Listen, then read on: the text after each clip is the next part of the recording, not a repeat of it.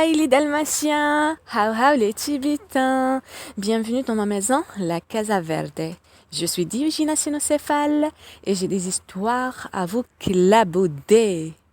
Angelica Mercedes, subis la musica. Chanson de la faute d'orthographe. Je suis la faute d'orthographe. On me poursuit, mais je reviens. J'ai 2 F pour la girafe et je mets de l'A dans le vin. Je confonds la pâte et la pâte. Je mêle les seaux et les seaux. J'oublie un T quand je me gratte. Et je mets 3 S à cerceau. Les mots en hâle me turlupinent. Et puis, je vais à ma façon.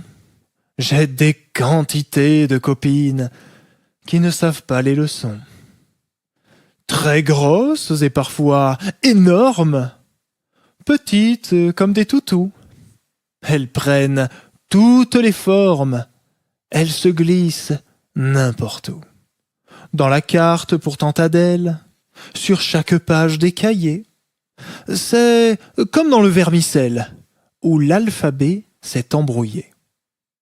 Je suis un lutin fantaisiste, un clown léger, un prestidigitateur qui vient sur la piste faire un whistiti d'un whisky.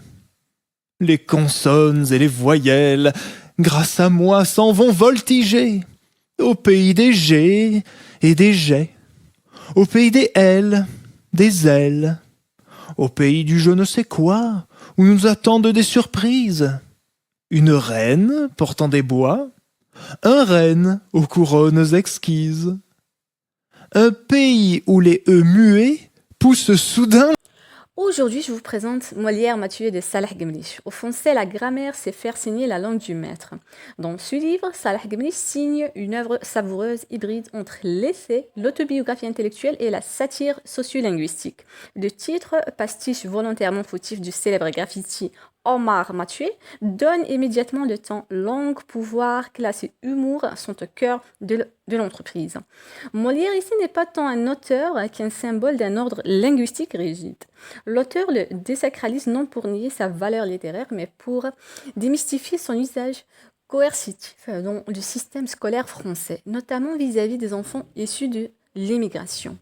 Gemlich refuse la langue comme mythe figé. Il la réclame fluide, vivante, accueillante. Il dit « Ce n'est pas moi qui parle mal, c'est vous qui fixez la langue comme une prison ».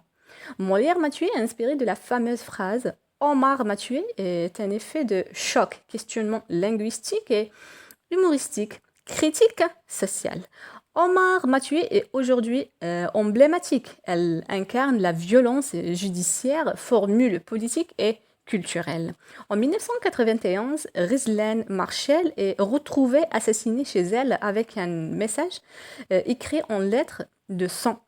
Omar m'a tué. Son jardinier, Omar Arded, est accusé malgré l'absence de preuves solides. Il est condamné à 18 ans de prison, puis partiellement gracié en 1996. L'affaire devient célèbre à cause de la faute d'orthographe et des doutes persistants sur la culpabilité révélant les biais du système judiciaire français. Elle reste un symbole d'injustice et de débat sur le racisme, la langue et la vérité judiciaire. Elle est une étrange pathologie contemporaine, bien que non répertoriée dans les manuels de médecine, la phobie orthographique. Elle touche ceux qui, au détour d'un mail, d'une pancarte ou d'un message sur les réseaux, frémissent à la vue d'un « et » mal accordé ou d'un participe passé en cavale. Pour ces puristes, la faute n'est pas une simple erreur. Elle est une offense, une menace, parfois même un outrage à l'ordre républicain des mots. Sous couvert de défendre la langue, ces grammanévroques, correcteurs, lecteurs, grammairiens, prescriptivistes, ayatollahs de l'orthographe, maniaques de la langue, grammaire nazie, brandissent l'orthographe comme une frontière entre les lettres et les barbares, entre les dignes héritiers de Molière et les supposés fossoyeurs de la culture. Mais derrière cette crispation grammaticale, n'y aurait-il pas autre chose? Une peur sociale, un réflexe de classe, une obsession du contrôle? Explorons ensemble ce que cache vraiment cette haine de la faute et pourquoi elle en dit long sur notre rapport au savoir, à l'autre et à la langue elle-même. Arrêtez d'offenser la grammaire. Cette phrase devient ainsi, dans le livre, une métaphore de la violence symbolique exercée au nom de la norme linguistique, surtout contre les locuteurs issus de l'immigration ou des milieux populaires, comme l'auteur lui-même l'a vécu à l'époque. Gimrich souligne l'ironie. La France a imposé sa langue par la colonisation, mais elle refuse ensuite de reconnaître pleinement ceux qui la parlent en dehors de ses frontières. Une langue imposée devient une langue interdite dès qu'elle est maîtrisée autrement.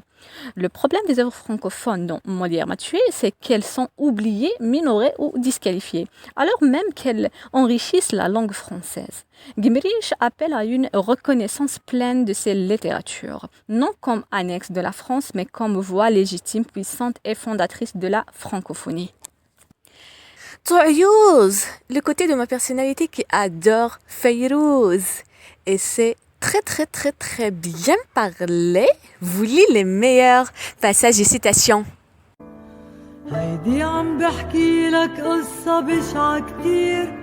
Martin n'a que mépris pour ces francophones qui contribuent à la dégénérescence de la langue de Molière. On assiste, nous dit-il, à la mort littéraire de la France, alors que nous savons, nous, que rien de ce que produisent les francophones n'est intéressant. Vous avez entendu parler de cet internaute qui fait la chasse aux fautes d'accords sur les réseaux sociaux? Et vous savez comment ils les appellent? Les accords d'Évian. Pas d'Évian, la ville, non, mais d'Évian. Vous me suivez? Aymen, le maladroit. Qu'est-ce que tu fais dans la bouche de Lothario de Tormes? لقد كان هذا عصير كتاب في الخلاط.